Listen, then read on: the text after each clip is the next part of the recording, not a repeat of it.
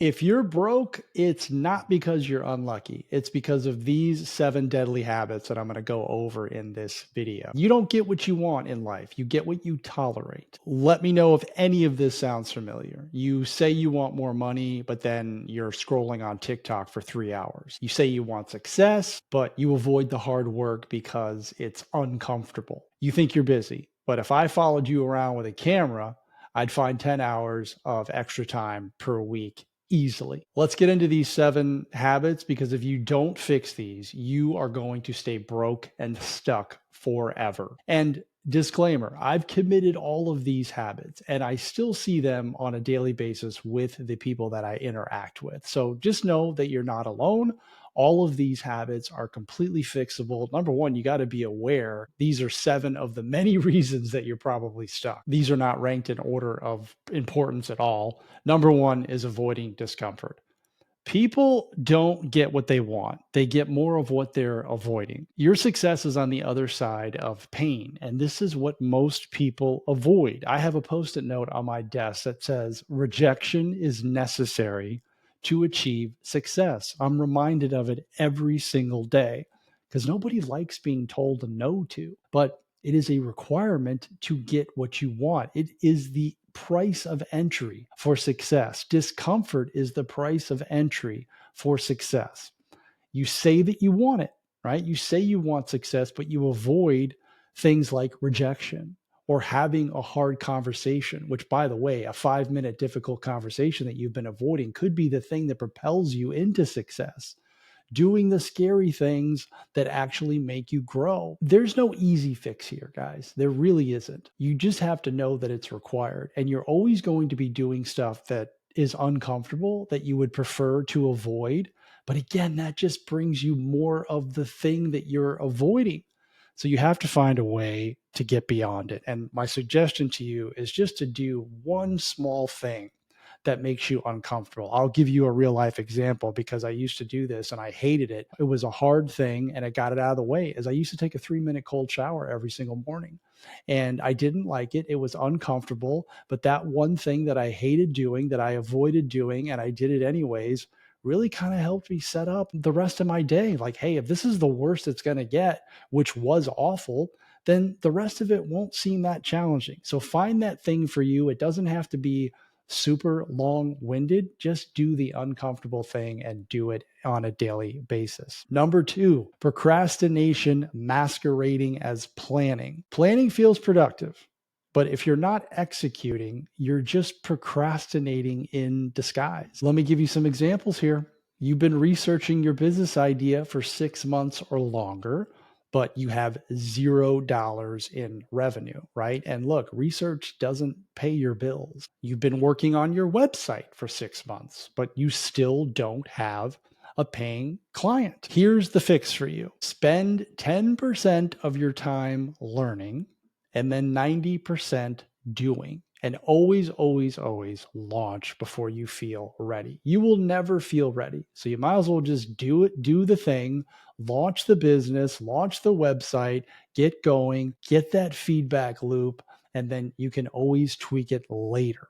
The point is to get going. Number 3, letting fear control you. Fear isn't a stop sign, guys. It is a green light screaming at you exactly where to go. If something scares you, run towards it. You don't run away from it, especially when we're talking about business. So you're avoiding posting stuff on social media because you're scared of what your coworkers might think. So you just stay invisible and also broke. Ask yourself this question, like, what's the worst that could possibly happen? Like, so what if they find out? It's never as bad as your brain makes it seem. I can promise you that it never is. I was talking to one of our members today in W2 Prison Break Nation. We were having a discussion around going live on Instagram. And he says, oh, I don't want to go live. I haven't gone live yet because I'm afraid of all of the comments that would come my way. And I just immediately said, let them. Like, let the comments come. That's actually a good thing. And they'll forget about you much faster than you'll forget about them. If you're worried about how they're going to feel about you, they are going to completely forget about you fast. Like as soon as they turn get off the live. They're going to go bother somebody else. So don't let the hecklers hold you back. Don't not post because you're scared of looking stupid. You don't start because you fear failing. Well, guess what? Not starting is failing. Let me repeat that. Not starting is the failure. Okay. So don't be afraid of that. Act despite fear. Success comes from doing it when you're scared. That is actually the whole point, is to do it because you're scared. Run towards that fear. Number 4, wasting time and not knowing its value. If your time isn't worth anything to you, it sure as hell isn't worth anything to anyone else. This is one of the biggest mistakes I see people make, is they don't know how to manage their time. They don't respect time, and they use it as a crutch, and they use it as an excuse. Like, I'm too busy to start a business, but you somehow have time for Netflix, TikTok, and scrolling Zillow for houses that you'll never buy, and Lord knows what else. I just don't buy the I don't have time excuse, because I look at it as, you, number one, don't know what your time is worth and how important it is. And you also don't have an ability to manage it, period. If you had to bill yourself $500 per hour for all of the stuff that you did that didn't pay you a return, like the Netflix and running to Target for just a window shop or whatever, or scrolling on TikTok and IG for hours and binging Netflix, would you behave that way? If you knew, this is a mistake that people make, is they don't put a price tag on their time. And the easiest way to do this is to simply, if you're getting paid by the hour, you know what your time is worth. But if you're getting paid salary, divide it by 2,000. That's roughly how many working hours there are in a year. And now you know your hourly rate. So every time you're wasting time doing something and saying that I don't have time to do stuff, now you know that you're wasting X number of dollars per hour. The exercise I would want to put you through here is, number 1, track your time. Know how you're spending your time, and then attach a price tag to your time so that you know that, hey, every time I spend 3 hours binging Netflix and my time is worth $50 an hour, I just wasted $150. I could have went out and made that money. Get a grasp on your time, understand its value, and you'll quit throwing it away. It's one of the most valuable assets that you will ever have, and we all have the same amount of time. And I just don't really listen to people when they tell me that they don't have time. That to me is just, you need to work on managing it. That's it. Because you can use other people's time to get yours back, hiring stuff out. Like, if you're making $50 an hour, if you're making 100 grand a year and you're still cutting the grass and you're going shopping and you're prepping meals, like, you could pay people $20 an hour to do that. You don't need to be doing that stuff. And then you just also need to make sure that you're not spending time doing stuff that doesn't serve you. Look, you don't have to give up Netflix, but you shouldn't be on it for 3 to 4 hours per day. And you definitely shouldn't be scrolling social media for that many hours. And all you got to do is check, because they'll tell you on your phone how much time you spend on each of those apps. Number 5, consuming instead of creating. Most people treat self-improvement like entertainment. Watching business videos doesn't make you money. Doing does. We've all done this, myself included. You'll watch 20 YouTube videos on making money. You'll listen to as many podcasts on making money, but you'll never take action. Watching doesn't make money. Execution does. And this is a cycle that you have to break out of, because you become addicted to the consuming. And you hear this a lot, but this is actually true, and it's worked for me. And I tell all of my students this, or anybody that I interact with, especially when they ask me, like, hey, you got any good books that you could recommend? And I said, yeah, the title of the book is Take Action on the Last Book That You Read. It's life changing. That's what you need to do. I have 100 YouTube videos that I could watch right now, but I'm not going to do that, because number 1, I know what my time is worth, and I already have my plan charted out. I don't need to go and learn how to do something brand new. Like, I got the things that I'm supposed to be doing that move the needle, that make me money. I don't need to add more stuff to my plate. And that becomes really, really heavy for a lot of people.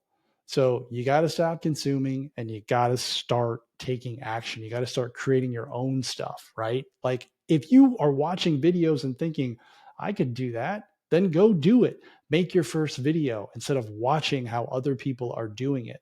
Because if you want to be a content creator of any kind, it is simple as picking up your damn iPhone and talking into it and then posting it to YouTube. Like it is truly that simple. And then you go into Canva and make a thumbnail and put a title on it and a description and post the thing. But we overcomplicate everything. Number 6, lack of accountability. If I had to rank one, I would probably say this is the thing, the lack of accountability that I see in people's lives. No one succeeds alone, but most people fail by themselves. This is why I spend so much time with accountability with my one-to-one students and in a group format. And I have my own system set up personally that I do this. When you have no one checking in on you, no one pushing you, no one calling you out when you're slacking, like that's just a recipe for you to stay broke and stuck forever. Like it's just super hard to do it on your own, which is why we join communities, which is why we get coaches, which is why we get mentors, which is why we get a workout buddy. And you can have accountability in so many different areas. It all starts with you. Like you have to be able to keep the promises to yourself. But if you can get into groups and if you can get an accountability partner for health and fitness, for your business ideas, like whatever area of your life that you're trying to improve, then this is something that will really, really work wonders for you. And it is the most important thing in my groups, my community with my one-to-one clients and W2 Prison Break Nation. It is the thing that they all point to.